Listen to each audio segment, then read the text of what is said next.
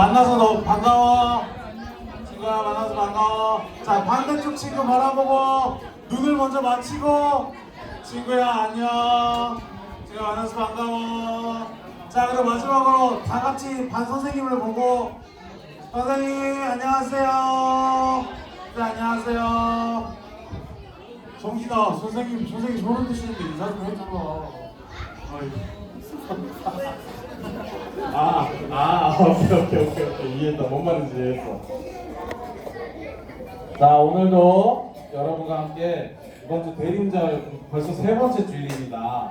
이 세 번째 주일에 여러분과 함께 오늘 본문의 말씀의 제목으로 함께 나눠보려고 하는데요. 자, 오늘 말씀 제목 같이 읽어볼까요? 시작! 하나님의 나라입니다. 하나님의 나라. 다른 표현으로는 천국이라는 표현도 있겠죠. 이 하나님의 나라에 대해서 우리가 조금 생각해 보려고 합니다.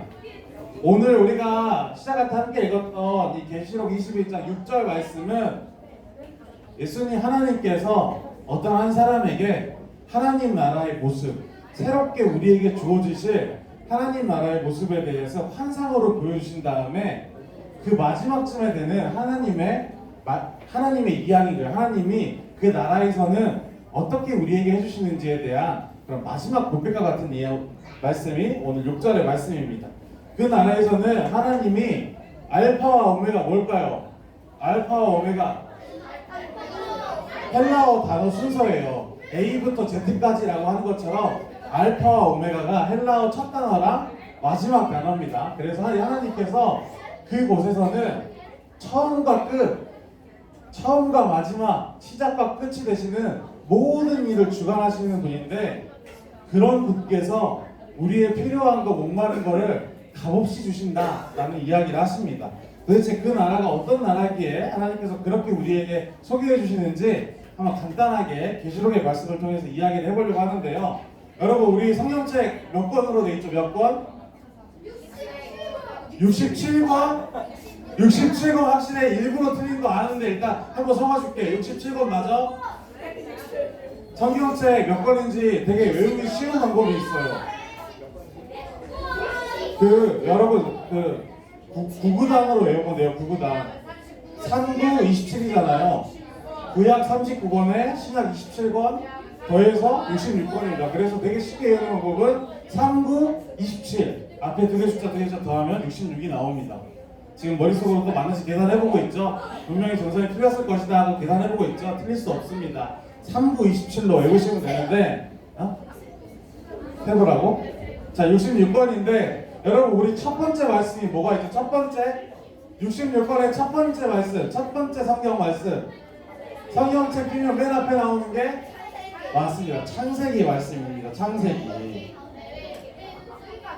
성경은 66권이고 이 첫 권은 창세기로 되어 있는데 여러분, 창세기의 첫 이야기 뭔지 기억하시나요? 첫 이야기 바로 세상을 창조하신 이야기예요. 딱 한 명, 나 딱 3명 고른다. 내가 딱 3명 골라가지고 다음 주 헌신회 때 설교시킨다. 세 파트 나눠가지고 앞에 딱 데리고 와가지고 3명 오늘 딱 골라가지고 내가 다음 주에 설교시킬 거야. 야, 진짜 니들이 이렇게 집중 안 하면 나 앞에 나와서 설교시킬 거야. 너네. 나는 좋아. 자, 이렇게 창세기가 세상을 만드신 첫 이야기로 시작합니다. 그리고 마지막 권인 요한계시록은 이 마지막으로서의 성경에서의 특별한 역할을 갖고 있는데 오늘 이 요한계시록에서 환상에 관해서 굉장히 많은 이야기를 하면서 마지막에 있는 말씀으로 어떤 의미를 갖고 어떤 역할을 하는지 간단하게 알아보려고 합니다. 이 계시록의 말씀, 마지막에 있는 계시록의 말씀은 성경에서 어떤 의미가 있고 어떤 역할을 하는지 생각해 보려고 하는데요. 오늘 이 말씀도, 계시록의 말씀도 편지의 일종입니다. 근데 편지인데 반모섬이라는 곳에서 날아온 편지라는 이름이 있어요. 반모섬, 어떤 의미일까요? 반모 뭐죠, 시엘이? 맞아, 그거 맞아요. 시엘이 여러분 말한 거 들렸죠? 맞습니다. 바로 요한이 갇혀있던 섬의 이름이 바로 반모섬이에요. 이 지중해 반모섬에서 편지가 날라온 거예요. 그래서 이 편지는 자, 반모섬이 여러분 어디냐면 여기 에베소 있죠. 에베소에서 남서쪽으로 여기 떨어져 있는 이 섬이 바로 반모섬이었어요. 그때 오늘 말씀에 이 편지의 저자인 요한은 예수님을 전했다는 이유 때문에 이 반모섬에 로마인들에 의해서 가둬져 있는 상태였어요. 그 외부로 다른 활동을 하지 못하게, 더 이상 예수님을 전하지 못하게 가둬놓는 상황이었는데, 그때 이 요한만 가둬진 게 아니라 이 일대의 여러 교회들, 특별히 계시록의 7교회라고 불리는 에베소, 서머나, 버가모, 드아디라, 사데, 빌라델비아, 라우디게아라는 이 교회도 이 요한처럼 참 어려운 로마의 핍박을 받고 있는 상황이었어요. 그래서 이 로마인들이 7교회에게 둘 중에 하나를 하라고 강요를 막 했습니다. 하나는 뭐냐면 로마 황제를 신으로 믿고 우상을 숭배하라고 위협을 하거나, 아니면 예수님을 믿는 걸 포기하거나, 둘 중에 하나를 하라고 그리스도인들을 굉장히 위협하고 있었던 것이죠. 그래서 이 소식을 듣고 오늘 이 편지를 쓴 요한이라는 사람이 여러분 어떤 섬에 갇혀 있었다고요? 반모섬이라는 곳에서 이 교회를 위해서 위로와 격려와 그들을 위한 안타까운 마음을 담아 편지를 적기 시작합니다. 그들을 위해서 이 반모섬에 갇혀서 예수님의 이야기를, 예수님을 믿는 자들을 위해서 요한이 편지를 쓰기 시작했어요. 근데 우리가 이 아까 말했던 7개 교회가 교회라고 표현해서 우리 푸른 교회처럼 이렇게 사람도 많고 예배할 건물도 있고 편안하게, 여러분 추운데 이렇게 에어컨도 틀어주고 이런 데라고 생각할 수 있는데, 히터도 틀어주고 미안합니다. 미안합니다. 네, 히터도 틀어주고 그런 데라고 생각할 수 있는데, 여러분 그 당시에 아까 말했던 7개의 교회는 이게 큰 교회의 규모가 아니라 한두 가정이 모여서 조심조심 숨어서 몰래 목숨의 위협을 받으면서 예배를 드리는 작은 공동체의 모습이었어요. 그래서 정말 힘도 없고 다른 외부의 위협으로부터 너무 연약하고 어려울 수밖에 없는 그런 교회였기에 매일 믿음을 지키기 위해 죽음의 위협과 싸워야 하는 이 교회를 위해서 요한이 편지를 쓰기를 위해 기도했고, 이 기도에 하나님께서 응답하셔서 요한에게 특별한 환상을 보여주셨다고 합니다. 특별한 환상을. 요한은 이 섬에서 갇혀서 하나님께서 보여주시는 특별한 환상을 가게 됐는데, 그 환상의 시작은 여러분 새 하늘과 새 땅에 대한 환상으로 시작해요. 요한이 하나님께서 보여준 이 환상에는 우리가 알고 있는 우리가 살고 있는 이런 땅의 모습이 아니라 이때까지 전혀 보지 못했던 새로운 곳, 새 하늘과 새 땅의 모습으로 가득했다고 합니다. 근데 특별히 단지 내가 모르는 지역이네, 내가 못 봤던 하늘이네, 이런 게 아니라 그 새 하늘과 새 땅에 대한 환상을 보면서 요한이 자세히 들여다보니까 어떤 모습이 있냐면, 우리가 살고 있는 우리의 땅과 하늘에는 지금 로마인들로 인한 핍박과 고통과 또 죽음에 대한 위협과 슬픔과 아픔이 가득했는데, 하나님께서 보여주시는 이 새하늘과 새 땅에는 오늘 우리 마지막 찬양을 부른 것처럼 고통도 없고 눈물도 없고 그곳에는 기쁨과 사랑과 평안이 가득한 그런 새하늘과 새 땅을 하나님께서 보여주셨던 거예요. 그래서 하나님께서 보여주신 새하늘과 새 땅은 이런 예수님을 믿고 구원받은 백성들이 그곳에 모여서 마음껏 예배하고 마음껏 복음을 전하고 마음껏 자신의 믿음을 지켜나가며 사랑과 행복과 기쁨과 즐거움이 가득한 그런 새하늘과 새 땅의 모습을 보여주셨던 것이죠. 그러고 나서 이 새하늘과 새 땅에서 요한이 조금 더 안쪽으로 걸어가기 시작합니다. 환상 속에서 그 땅으로 조금 안으로 들어가니까 다음 환상에서는 어떤 걸 보여주셨냐면, 그 새하늘과 새 땅 가운데 한 거룩한 큰 도시가 있었던 거예요. 이 도시, 그 도시를 하나님께서는 새 예루살렘이라고 보여주셨던 것이죠. 새 하늘과 새 땅으로 들어간 요한이 그 땅을 걸어가자, 더욱 깊숙이 들어가자, 그곳에는 그렇게 예수님을 믿고 경배하며 사는 사람들, 그리스도인들이 모여 사는 새 하늘, 새 땅 아래 새로운 예루살렘의 모습이 있었던 거예요. 요한이 성경에서 표현하기로는 이 성읍, 예루살렘의 모습이 어떤 모습이었냐면, 마치 남편을 위해 아름답게 준비한 신부의 모습과도 같다라고 표현을 했어요. 남편을 위하여 아름답게 준비한 신부의 모습, 이게 어떤 의미일까요? 바로 하나님께서 이 구원받은 백성들의 신랑이 되어주시고, 예수님께서 신랑이 되어주시고, 예수님의 신부로 새로운 세상에서 살게 하시는 우리를 초대하시는 모습과 같이 예수님을 믿고 따라가는 사람들이 예수님과 하나님과 교제하며 살아가기에 너무 아름답고 편한 곳에 이 새 예루살렘의 모습을 보여주셨던 거예요. 바로 새하늘과 새 땅, 단순히 우리가 구할 것 없이 아름다움과 행복함과 즐거움과 평안만 가득한 곳이 아니라 그곳에서 하나님의 자녀와 백성들이 거할 수 있는 이 하나님 나라의 새로운 초소, 새로운 나의 집을 보여주었던 것이죠. 하나님은 이런 환상들을 통해 결국 있을 반드시 임할 하나님의 백성들을 위한 영원한 하나님의 나라가 예비되었음을 요한을 통해서 보여주셨던 거예요. 지금 우리 눈에 보이지 않고 만져지지 않고 들리지 않지만 오늘 요한을 통해서 하나님은 환상이라는 것을 통해 우리를 위해 준비해 주신 새로운 땅과 새로운 하늘과 새로운 나의 집, 내가 거할 곳이 예비되었음을 알려주셨던 거예요. 그리고 마지막으로 이 환상은 이 성 안으로 요한을 이끌어갑니다.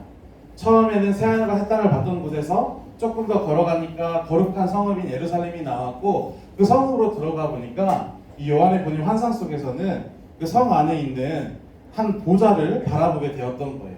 요한은 새하늘과 새 땅에 있는 이 거룩한 도시 새 예루살렘 안에 있는 환상 속에 있는 마지막에 보좌를 바라보게 됩니다. 그리고 그 보좌에서는 이런 말씀이 요한의 귀에 생생하게 들렸다고 합니다.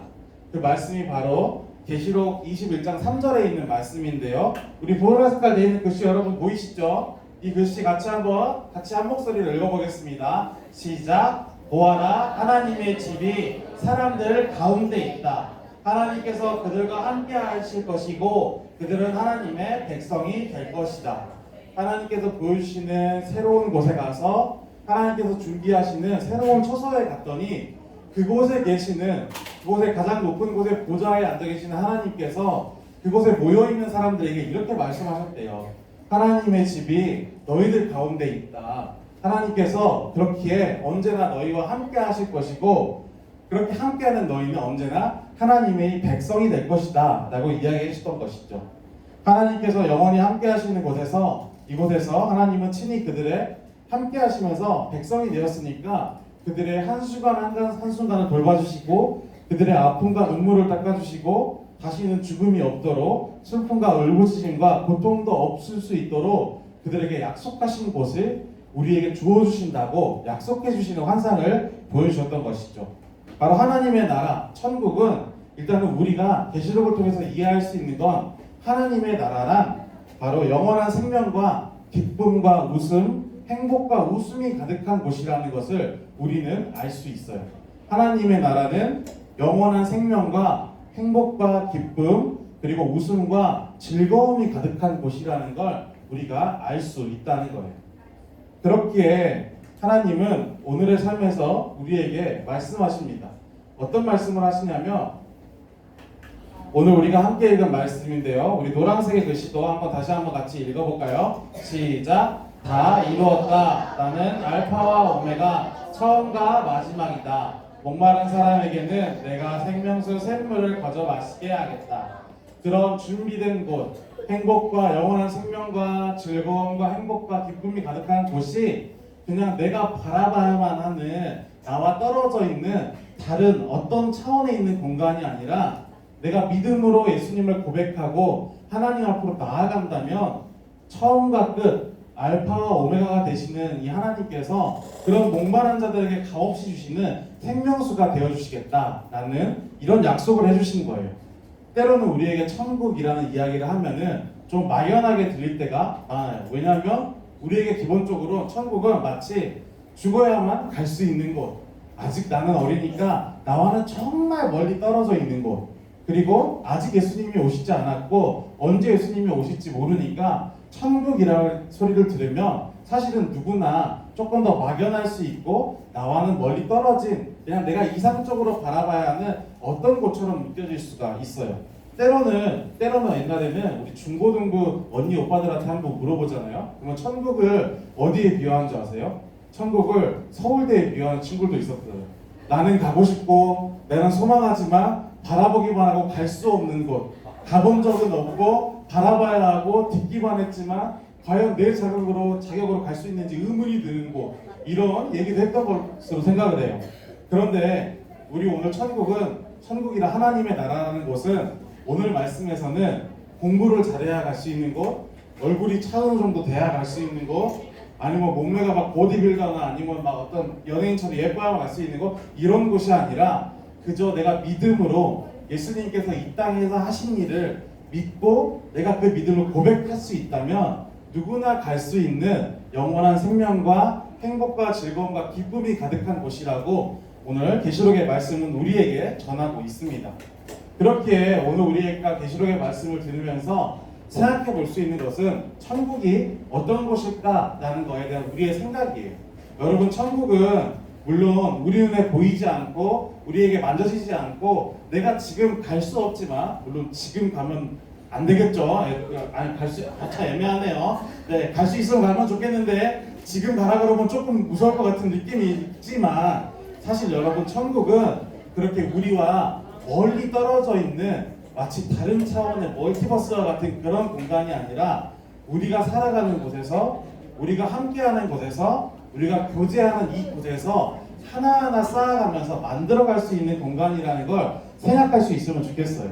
물론 그 천국의 완성은 예수님께서 다시 우리에게 오셨을 때 만들어지겠으나 이 대림절의 기간, 여러분, 대림절이 어떤 기간이라고 제가 지금 두 가지라고 말하고 있죠. 첫 번째는 예수님을 기다리는 기간이고, 두 번째는 오실 예수님을 준비하는 기간이라고 우리가 대림절을 생각한다면, 이 대림절의 기간에 우리가 우리 삶의 가운데서 나의 행복을 찾아가보고 나의 즐거움을 느껴보고 또 그곳에서 주께서 주시는 사랑을 경험해보면서 나의 삶에서 시작해서 주님의 사랑을 경험하고 내 사랑을, 주께서 주신 그 사랑을 나만 갖는 게 아니라 내 옆에 친구에게 전할 수 있다면, 엄마 아빠에게 전할 수 있다면, 사랑하는 여러분들의 동생과 누나, 형 혹은 쌍둥이에게 전할 수 있다면 그곳에서 우리는 대림절 동안 천국을 만들어가고 천국을 세워가는 하나님의 자녀로 살아갈 수 있는 거예요.